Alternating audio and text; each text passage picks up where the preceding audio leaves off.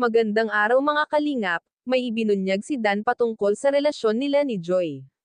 Bagamat idiniwang ang ika-5 months ng kanilang love team at pinaghandaan ito ni Dan para sorpresahin si Joy, pero sa hindi inaasahan, prangkahang kinausap ni Dan si Joy tungkol sa maaaring mangyari sa kanilang relasyon kung magiging tulay ba ang pagiging magka-love team nila para maging totoo na sila sa isa't isa.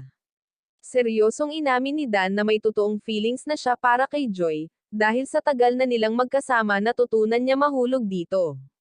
At isa pa doon ay komportable siya kapag kasama niya ito. Alam naman ni Dan kung hanggang saan lamang ang kanilang pagiging closeness. Naging tapat lamang si Dan sa kanyang nararamdaman kay Joy, pero ayon sa kanya ay alam nitong hindi sila sa totoong buhay, ipaparanas pa rin niya na may mag-aalaga kay Joy. May binanggit sa kanya si Joy na komplikado at mukhang nag-iba ang mood ni Dan nang sabihin niya ito, ayos lang naman sa kanya at least nagkakasama pa rin sila sa vlog.